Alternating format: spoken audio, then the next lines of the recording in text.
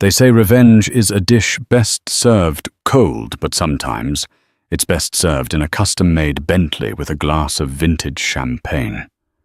Brucey invited his ex-wife Fiona to his wedding for one reason only: to humiliate her. He wanted her to see his wealth, his stunning young bride, and the empire he built after leaving her behind in the dirt. He expected her to show up in rags, looking miserable. He wanted her tears to be his wedding gift. But when the heavy iron gates of the estate swung open, it wasn't a taxi that pulled up. It was a sleek black stretch limousine. And when the door opened, the woman who stepped out wasn't the broken housewife he remembered. She was a nightmare, dressed like a daydream, and she held a secret that was about to turn Brucey's perfect day into a total catastrophe. You won't believe who she brought with her, and who actually owns the venue they are standing on. The envelope was heavy. Cream-colored textured cardstock with gold leaf trim. It looked like it cost more than Fiona used to spend on groceries for a month back in the bad days. Fiona Mitchell stood in the hallway of her penthouse apartment in downtown Chicago, flipping the envelope over in her hands. She knew that handwriting. It was jagged, rushed, and arrogant. Brucey. It had been 5 years. 5 years since Brucey Sterling had walked out of their cramped 2-bedroom rental, telling her she was stagnant. That was the word he used, stagnant. He told her he was destined for greatness. He was a rising star in the tech logistics world, and she, a substitute teacher who clipped coupons and wore thrift store sweaters, was an anchor dragging him down. He had left her with $400 in their joint account and a lease she couldn't afford. She tore open the seal. Mr. Brucey James Sterling and Miss Tiffany Blair Dubois. Request the honor of your presence at their marriage. Saturday, the 14th of October. The Vanderbilt Hall, Newport, Rhode Island. There was a handwritten note tucked inside on a smaller card. Fiona. I know things ended rough, but I'd love for you to see how far I've come. No hard feelings. Come have a free meal on me. I know you probably need it. H. Fiona stared at the note. Her blood ran cold, then hot. It wasn't an invitation. It was a summons to a public execution. He wanted her there as a prop. He wanted the contrast. He wanted his wealthy new business partners and his model-esque new fiancée to see the dowdy ex-wife so they could pat him on the back for upgrading. Bad news. Fiona looked up. Standing in the doorway of her kitchen was Richard. Richard wasn't just her partner. He was the CFO of Mitchell & Co., the boutique interior design and architectural firm Fiona had founded 3 years ago. You could say that, Fiona said, her voice steady, though her hand trembled slightly. She handed him the card. Richard read it, his eyebrows raising as he scanned the handwritten insult. He chuckled a deep, resonant sound. Brucey Sterling, the logistics guy. I saw his company's quarterly report. They're over-leveraged. He's inviting you to a wedding in Newport while his stock is down 12%. He thinks I'm poor Richard, Fiona said, walking over to the floor-to-ceiling window that overlooked the city skyline. He thinks I'm still the substitute teacher he left crying on the linoleum floor. He has no idea I started the firm. I kept my name off the press releases for a reason.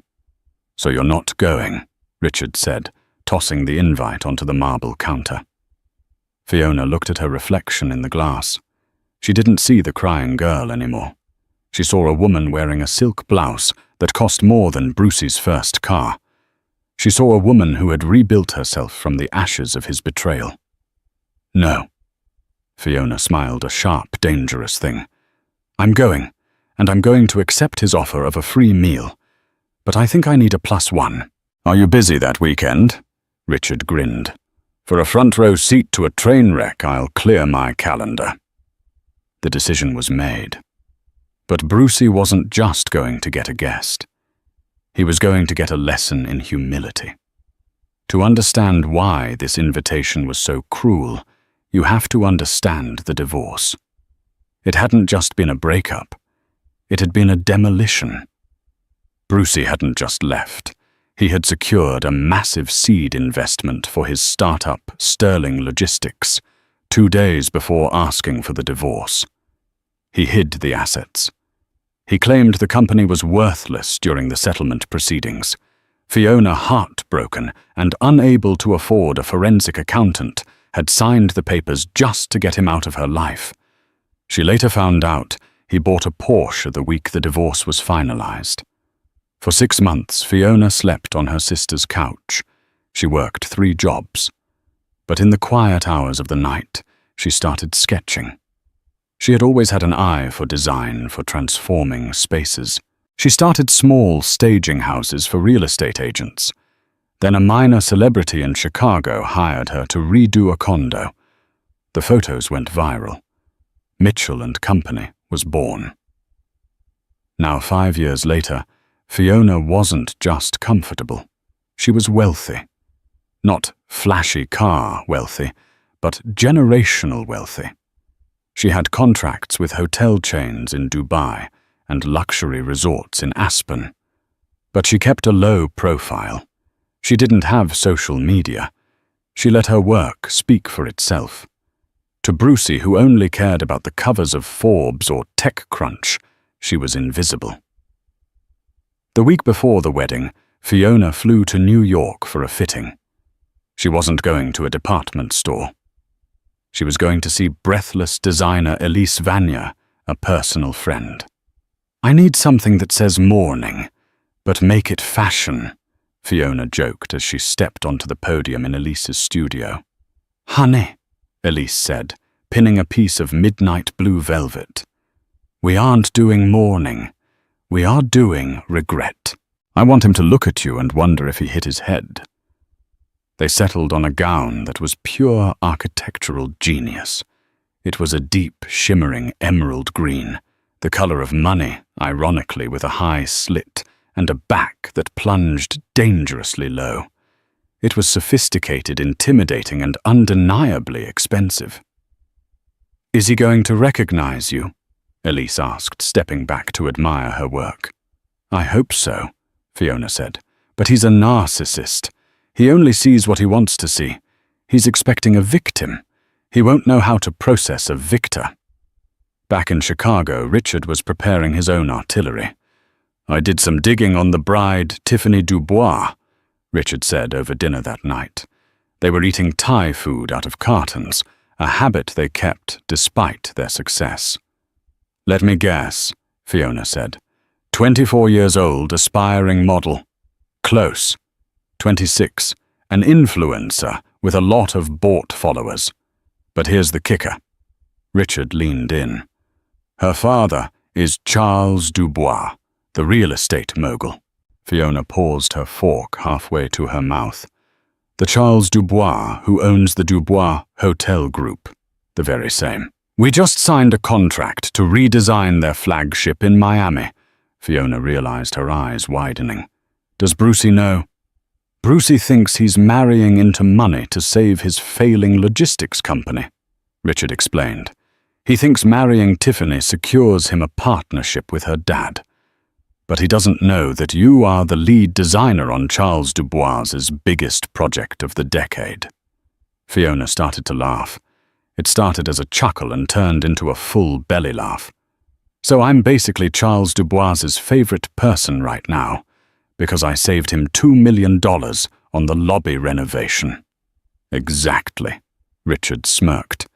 "Brucey is marrying the daughter of your biggest client, and neither of them knows who you are." The stage was set. It wasn't just a wedding anymore. It was a collision of past lies and present truths. The day before the wedding, Fiona and Richard took a private jet to Rhode Island. They didn't post about it. They didn't check in on Facebook. They stayed at a boutique hotel downtown, avoiding the wedding block where Brucey and Tiffany were undoubtedly holding court. On the morning of the wedding, Fiona woke up with a knot in her stomach. Not fear. Adrenaline. "Ready?" Richard asked from the bathroom door. He was wearing a tuxedo that fit him like a glove, a James Bond vibe that made Brucey's flashy suits look cheap. Fiona stood up and smoothed the silk of her emerald dress. She put on the earrings, vintage sapphires, that she had bought herself for her 30th birthday. "He told me I was stagnant," Fiona whispered to herself in the mirror. "Let's see how much I've moved." "The car is downstairs," Richard said. "I upgraded us." "To what?" "You'll see." They went down to the lobby. Waiting at the curb wasn't just a car. It was a vintage Rolls-Royce Silver Cloud, polished to a mirror shine. It was the kind of car royalty arrived in. "Brucey likes to show off," Richard said, opening the door for her.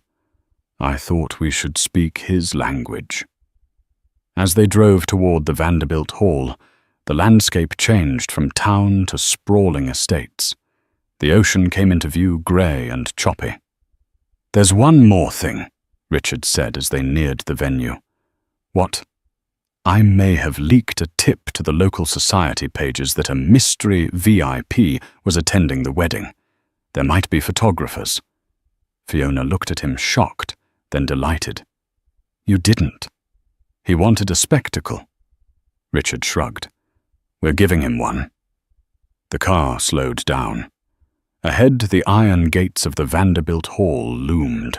Security guards with clipboards were checking cars. Most of the guests were arriving in shuttles or rented sedans. The guard looked at the Rolls-Royce, his eyes widening. He didn't even check the list. He just waved them through to the VIP drop-off right in front of the steps. "Showtime," Fiona said. The gravel driveway of the Vanderbilt Hall was lined with guests who had just disembarked from the shuttle buses provided by the hotel. Brucey had insisted on shuttles for the regular guests to keep traffic down, reserving the front entrance for only the bridal party and the most elite VIPs. Brucey stood at the top of the grand limestone staircase, adjusting his cufflinks. They were gold engraved with his initials. He felt invincible. To his left stood his best man, a slick broker named Greg, who laughed too loud at Brucey's jokes. "Is she here yet?" Brucey asked, scanning the arriving crowd. He was looking for a beat-up Honda Civic, or perhaps a taxi dropping someone off at the main gate because they couldn't afford the valet fee. "Haven't seen her, man," Greg chuckled. "Maybe she got cold feet, or maybe she couldn't get the shift off at the diner." They both laughed. Brucey checked his Rolex. He wanted this moment. He needed Fiona to see the sheer scale of this venue. The Vanderbilt Hall was a Gilded Age mansion, a testament to old money, the kind of money Brucey was desperate to be associated with. He had stretched his company's credit line to the breaking point to rent this place just to prove he had made it. Suddenly, the chatter among the guests at the bottom of the stairs died down. Heads turned. A deep purring rumble echoed off the stone facade of the mansion. Slowly, majestically, the vintage Rolls-Royce Silver Cloud rolled around the fountain. The sunlight caught the polished chrome blindingly bright. It moved with the heavy grace of a tank dressed in a tuxedo. "Who is that?" Greg asked, squinting. "Is that Tiffany's dad?" "No." Brucey frowned. "Charles is already inside, screaming at the caterers about the wine. Maybe it's the venture capital guys from Boston." Brucey straightened his tie. If it was investors, he needed to look sharp. He took a step down the stairs, putting on his best CEO smile. The car came to a smooth halt right at the base of the red carpet. A valet scrambled to open the back door, but the driver, a uniformed chauffeur, beat him to it. The driver opened the rear door. First, a leg emerged. It wasn't the leg of a woman defeated by life. It was toned, tanned, and encased in a strappy, diamond-encrusted stiletto that cost more than Brucey's entire wedding tuxedo. Then Fiona stepped out. The silence that fell over the courtyard was absolute. The emerald green dress was a masterpiece. It hugged her frame like liquid determination, the velvet catching the light and shifting colors from deep forest to bright jade. The slit ran high, daring but elegant. Her hair, which she used to wear in a messy bun while grading papers, was now a sleek, glossy cascade of waves over one shoulder. Her makeup was flawless, highlighting eyes that looked sharper and colder than Brucey remembered. She didn't look like a substitute teacher. She looked like she owned the bank that held the mortgage on the building. And she wasn't alone. Richard stepped out from the other side, buttoning his tuxedo jacket. He was tall with salt and pepper hair and the easy, relaxed posture of a man who doesn't need to prove anything to anyone. He walked around the car, offered his arm to Fiona, and she took it. "Oh my God," a woman in the crowd whispered. It was Sarah, one of their old mutual friends who had sided with Brucey during the divorce. "Is that Fiona?" Brucey froze on the third step. His smile faltered, twitching at the corners. His brain couldn't process the image. This was a glitch in his reality. Fiona was supposed to be dowdy. She was supposed to look tired. She was supposed to be wearing something off the rack from a discount store. Fiona looked up. Her eyes locked onto Brucey's. She didn't smile. She didn't wave. She just held his gaze with a terrifying calmness. "Keep walking," Richard murmured to her, patting her hand on his arm. "Chin up. You're the Queen of England right now." "I feel more like the executioner," Fiona whispered back, a small smirk playing on her lips. They ascended the stairs. The crowd parted for them like the Red Sea. These were people who had ignored Fiona's texts 5 years ago. Now they were staring at her with a mix of jealousy and awe. As they reached the top of the stairs, Brucey found his voice. It was higher than usual. "Fiona." Fiona stopped.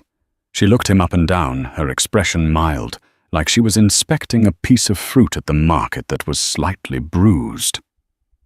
"Hello, Brucey," she said. Her voice was smooth, rich. "Congratulations." Brucey blinked. He looked at the car, which was pulling away, and then at Richard, and finally back at the diamonds dripping from Fiona's ears. I didn't think you'd come," Brucey stammered, completely off script. "You sent the invite," Fiona said, her tone light. "And you offered a free meal. Who am I to turn down charity?"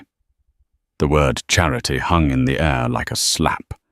She had taken his insult and worn it like armor. "And this is—" Brucey gestured aggressively at Richard, trying to regain control of the interaction. "Richard," Richard said, extending a hand. He didn't offer a last name. He didn't offer a title.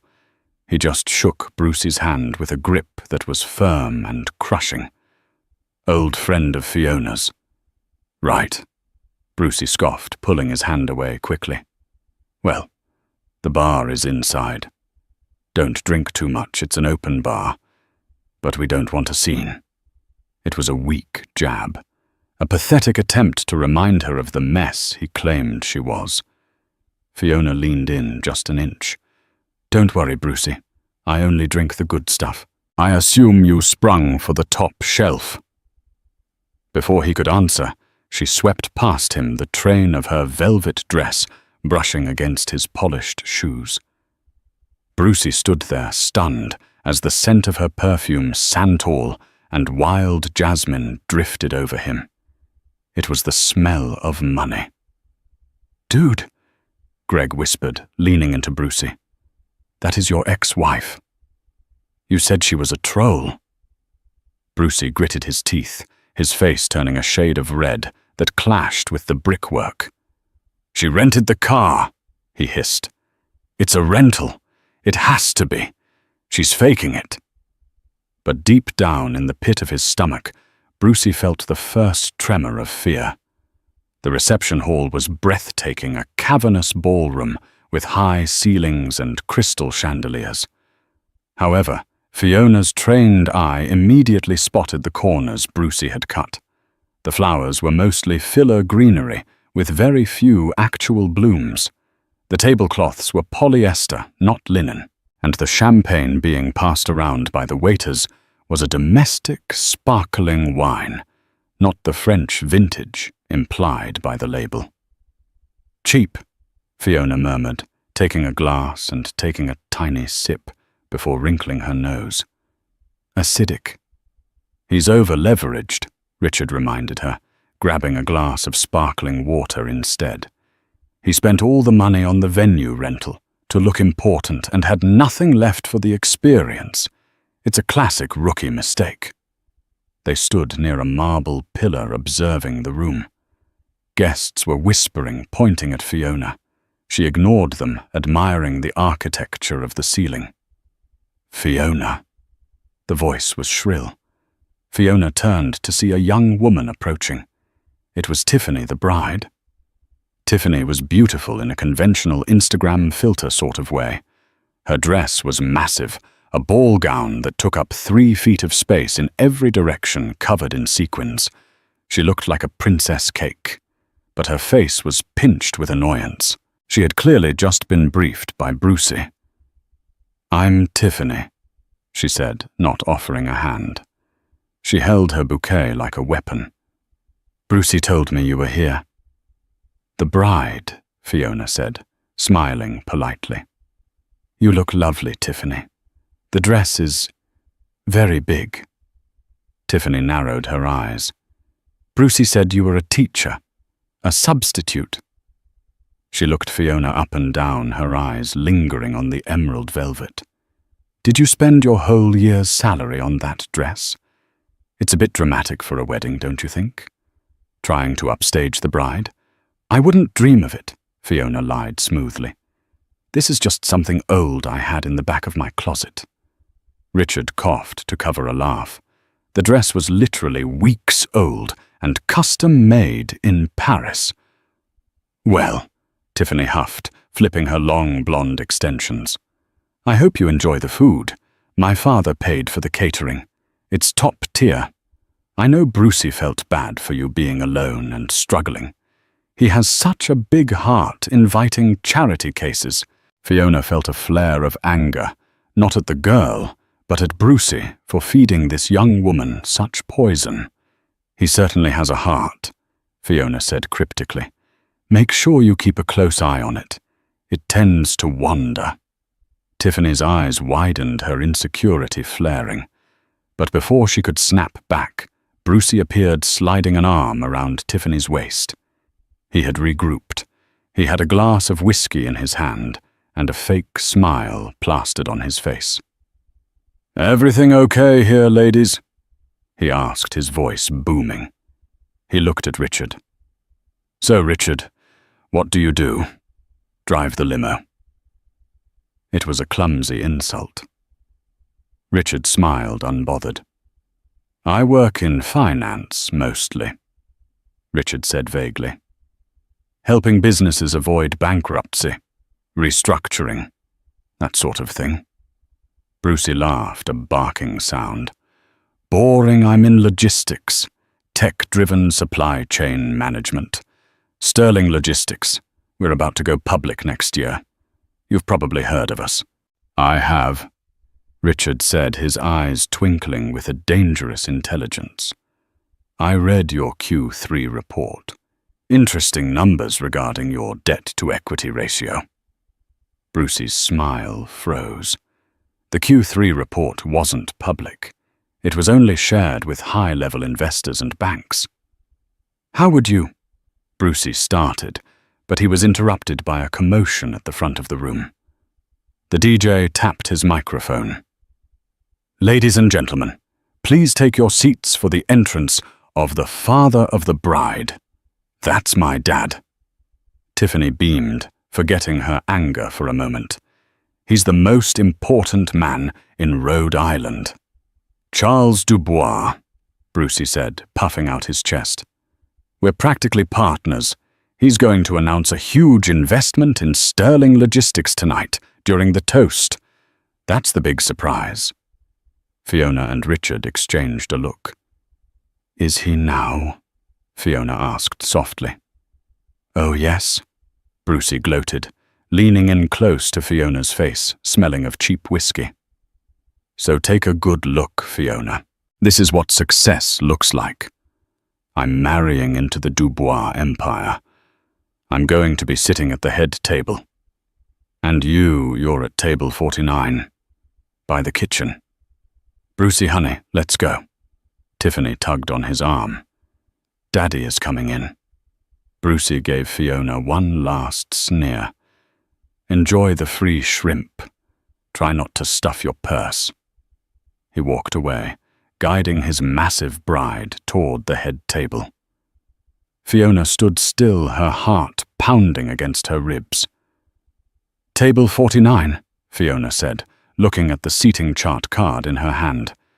He really put us by the kitchen. We aren't going to sit at table 49, Richard said, checking his watch, because Charles Dubois is walking through those doors in about 30 seconds.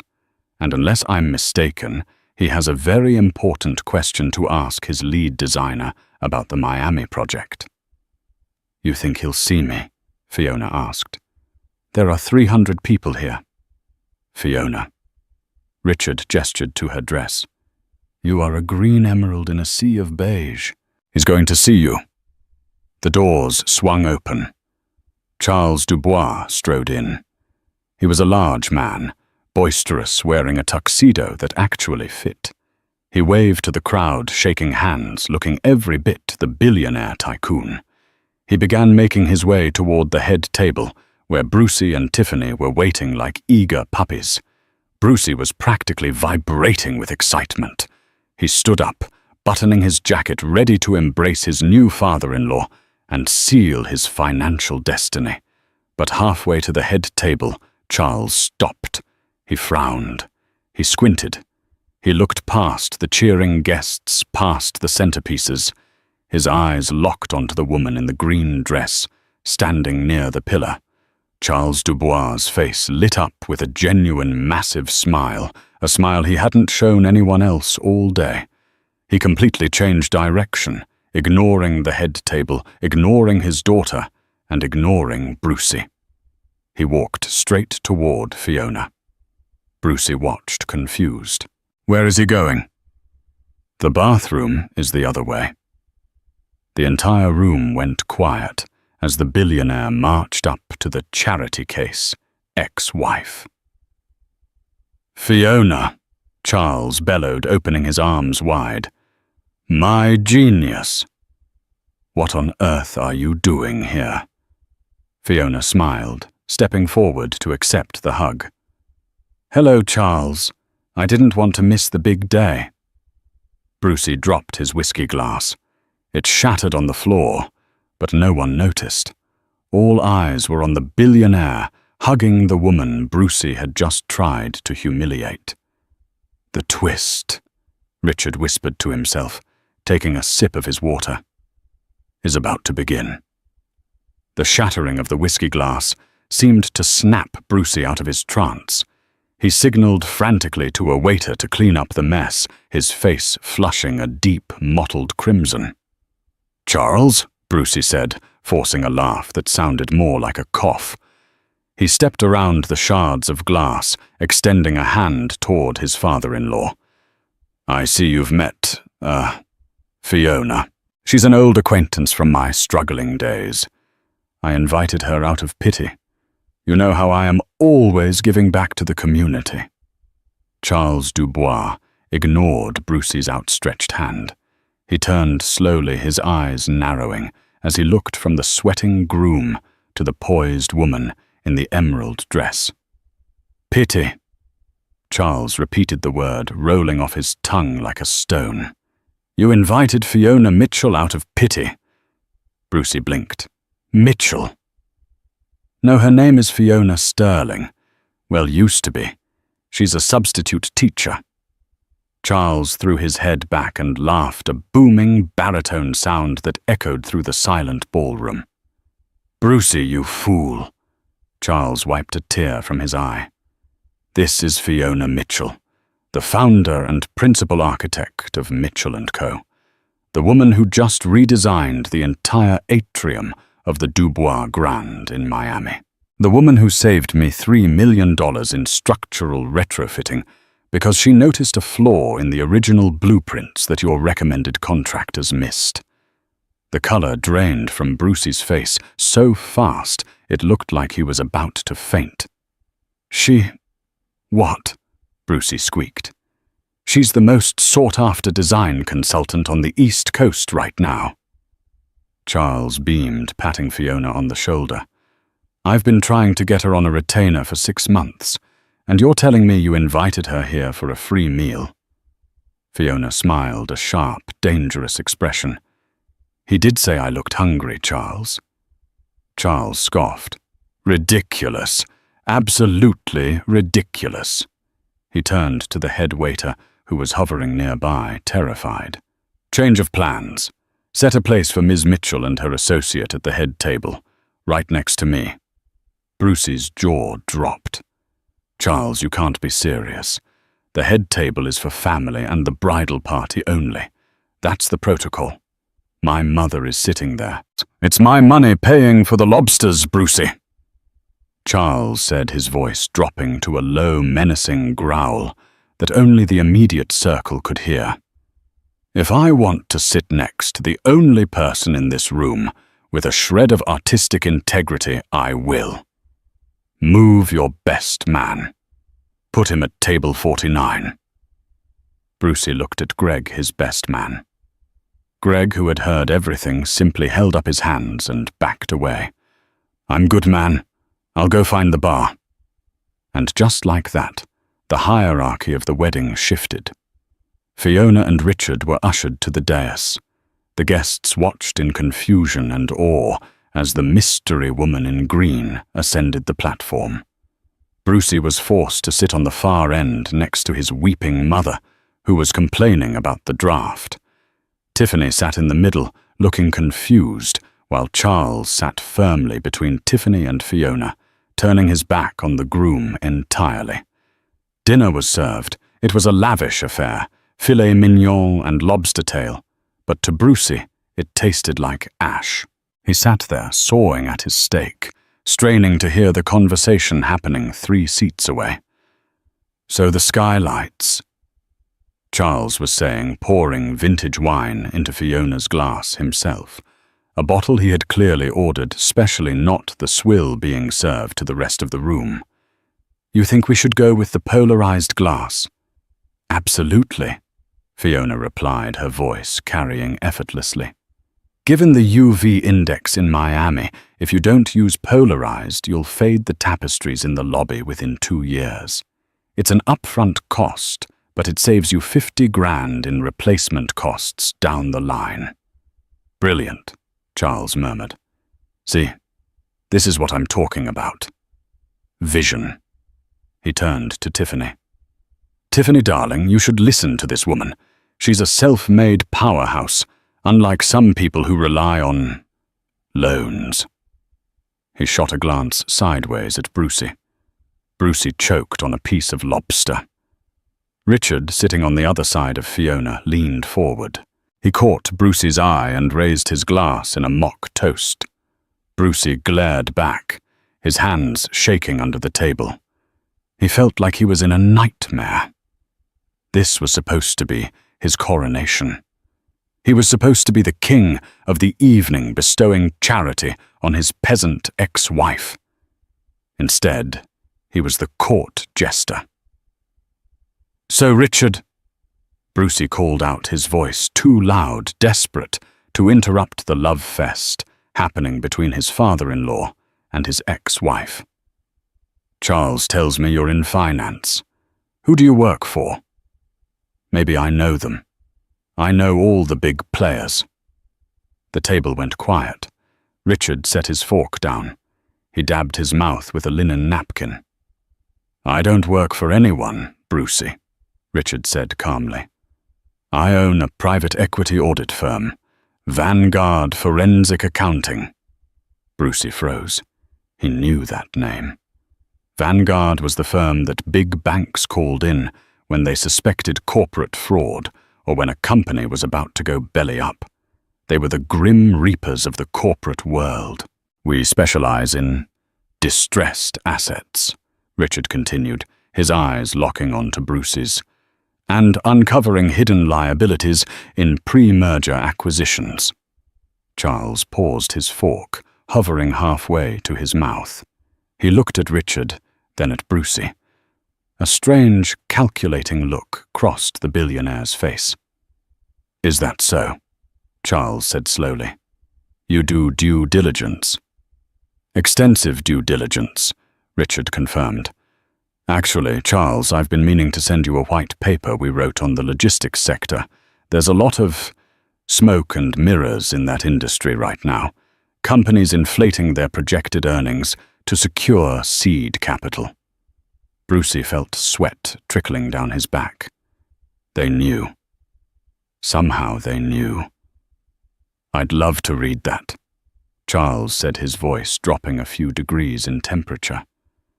"Perhaps we can discuss it after the speeches." Brucey slammed his hand on the table, making the silverware jump. "Okay, great chat. But I think it's time for toasts. The band is waiting." He stood up, desperate to seize control of the narrative before Richard could say another word. He needed to get Charles to the microphone. He needed the public announcement of the investment. Once it was said in public, Charles couldn't back out without losing face. "To the microphone," Brucey announced, grabbing a champagne flute. "Let's get this party started." Fiona watched him, her eyes cool and detached. She leaned over to Richard. "He's panicking," she whispered. "He should be," Richard replied. "The shark is in the water." The DJ lowered the music. A spotlight hit the center of the head table. Brucey stood up, adjusting his tie. He looked out at the sea of faces, 300 guests, half of whom were business connections he was trying to impress. "Thank you, everyone," Brucey began. His voice amplified through the speakers. "Thank you for coming to celebrate. Well, me. And Tiffany, of course." A few polite chuckles. "You know," Brucey continued, pacing with the microphone. "5 years ago, I was a nobody. I was stuck in a dead-end life with dead-end energy." He cast a quick, sneering glance at Fiona, but she didn't flinch. She simply took a sip of her wine, looking bored. "But I knew I was destined for more. I knew I had to cut the dead weight to fly. And look at me now." He gestured to the room, to the chandeliers, to the gold-leafed walls. "I built sterling logistics from the ground up, blood, sweat, and tears. And tonight I'm not just gaining a beautiful wife and Tiffany. You look expensive tonight, baby." Tiffany giggled nervously. "I'm gaining a family," Brucey said, pivoting to Charles. "Charles Dubois has been a mentor to me, a father figure, and I am so honored that tonight we are merging not just our families, but our visions. To the future, to the Dubois Sterling Empire." He raised his glass. The crowd clapped, though the applause was somewhat tepid. Brucey beamed, feeling the high of the attention. He handed the microphone to Charles. "And now," Brucey announced, "a few words from the man who made this all possible, my father-in-law, Charles Dubois." Brucey sat down, looking smugly at Fiona. "This is it," his eyes said. "Watch the money roll in." Charles stood up. He didn't smile. He adjusted his jacket. He didn't pick up a champagne glass. He picked up the microphone and held it with a heavy hand. "Thank you, Brucey," Charles said. His voice was deep, commanding silence instantly. "Weddings are interesting things." Charles began pacing slowly behind the table. "They are about unions, mergers, two things becoming one. But in business, as in marriage, the most important thing is transparency." Brucey nodded vigorously. "That's right, transparency." "I value honesty above all else," Charles continued. "When Brucey came to me and asked for my daughter's hand, he told me he was a man of wealth and stability. He showed me spreadsheets. He showed me projections." Charles paused. He looked down at Richard. "But sometimes," Charles said, his voice hardening, "projections are just fantasy. Tonight, Brucey expects me to announce a $10 million investment into Sterling Logistics." Brucey leaned forward, practically salivating. "I had the check written out this morning," Charles said. He reached into his tuxedo pocket and pulled out a slip of paper. Brucey's eyes widened. "But," Charles said, "during dinner I had a very interesting conversation, and it reminded me that I hadn't actually had my own team audit Brucey's Q3 financials. I took his word for it, which was a mistake." The room went deathly silent. Brucey's smile vanished. "I made a few calls while you were eating your salad, Brucey." Charles said, his tone conversational but lethal. "My CFO called the bank. It seems Sterling Logistics isn't just over-leveraged, it's insolvent. You have 3 lawsuits pending from vendors you haven't paid in 6 months. And that Porsche you drive, it's being repossessed on Monday." A gasp rippled through the crowd. Tiffany looked at Brucey, horror dawning on her face. "Brucey, is that true?" Brucey stood up, knocking his chair over. "Charles, this is not the place. We can talk about this later. That's bad data, my accountant." "Sit down," Charles roared. The sound system feedback screeched. Brucey collapsed back into his chair. "I don't invest in liars," Charles said, tearing the check in half. The sound was crisp and amplified by the mic. He tore it again and again, letting the confetti pieces fall onto the white tablecloth. "However," Charles continued, his voice returning to a calm, professional tone, "I do have capital to deploy, and I believe in rewarding talent, real talent, the kind of talent that builds something from nothing without stepping on people to get there."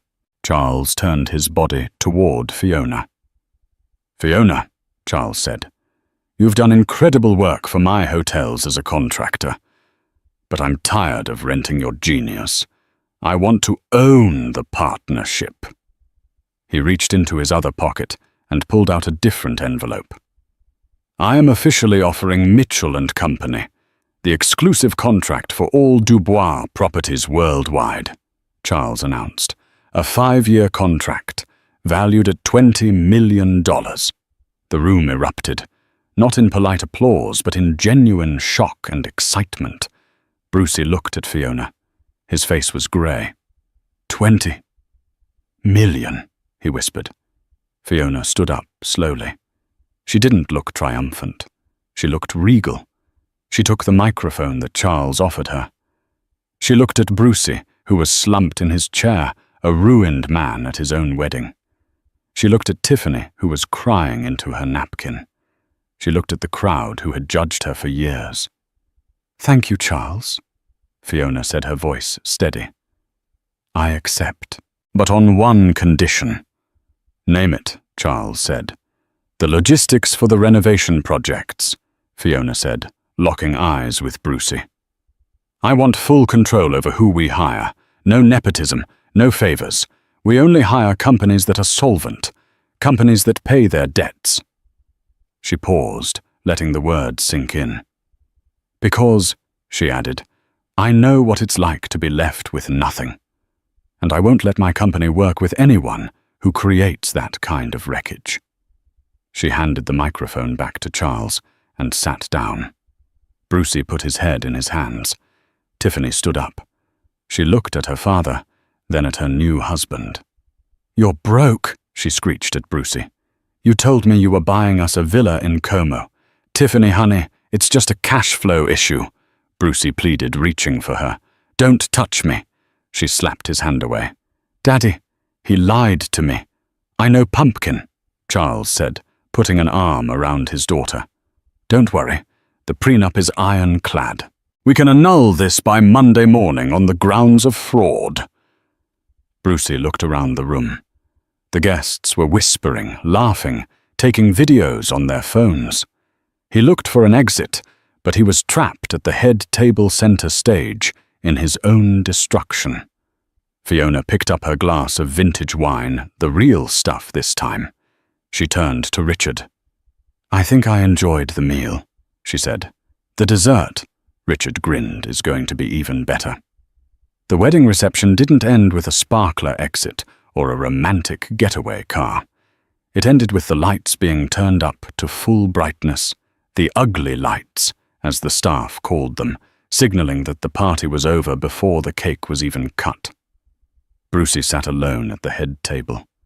The white tablecloth was stained with spilled wine and littered with the confetti remains of the check Charles had torn up. Tiffany had left 20 minutes ago.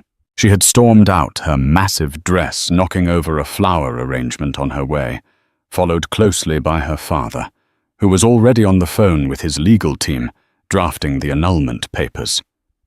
Most of the guests, sensing the radioactive levels of awkwardness, had slipped away.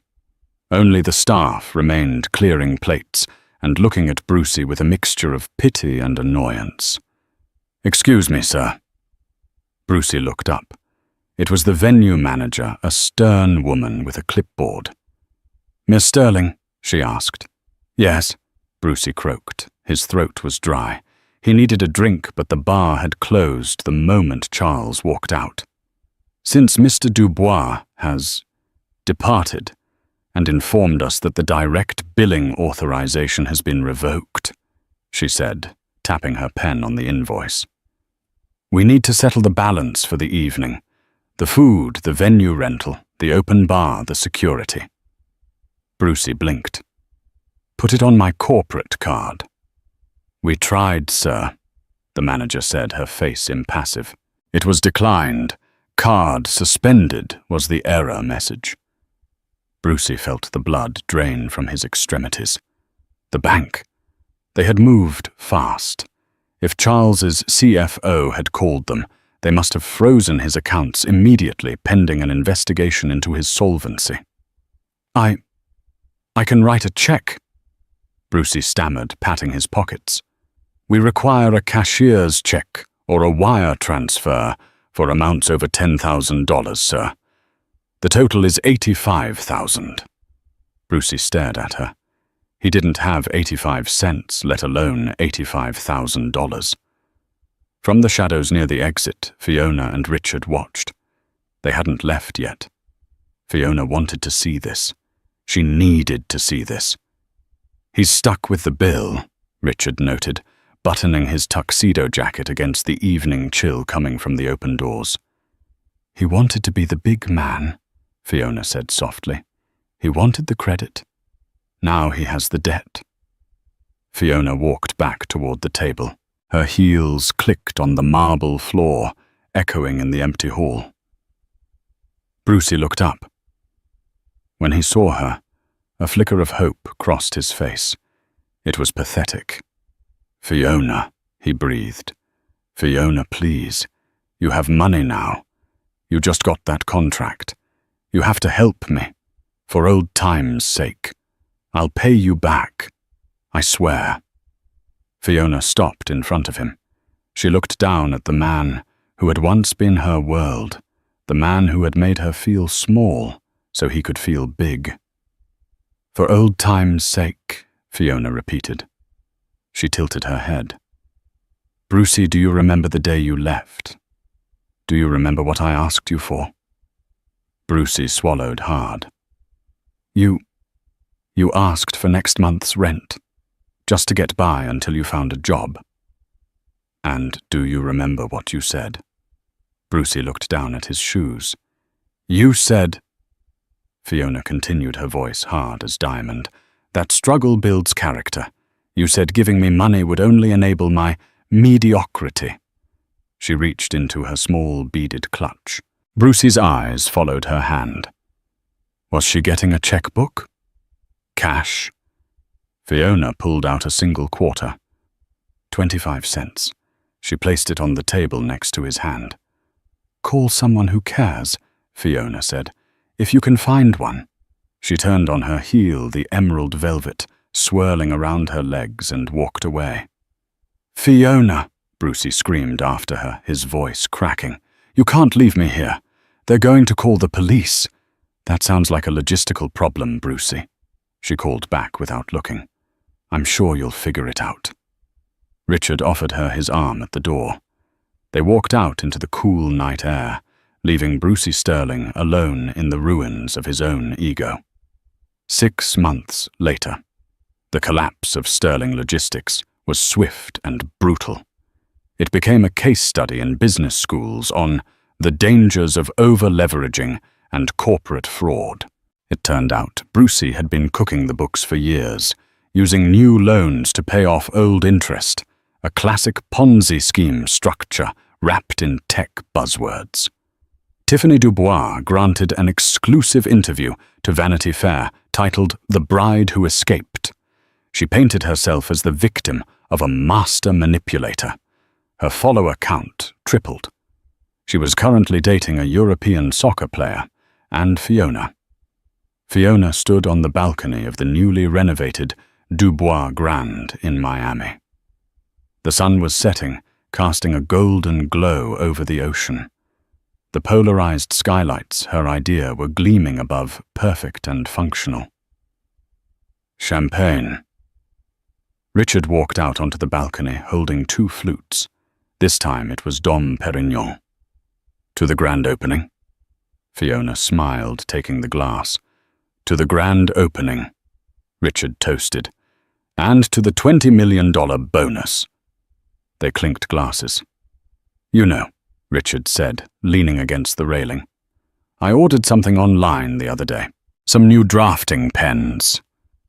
Oh. Fiona looked at him. Why are you telling me this? Because of the delivery guy. Richard smirked.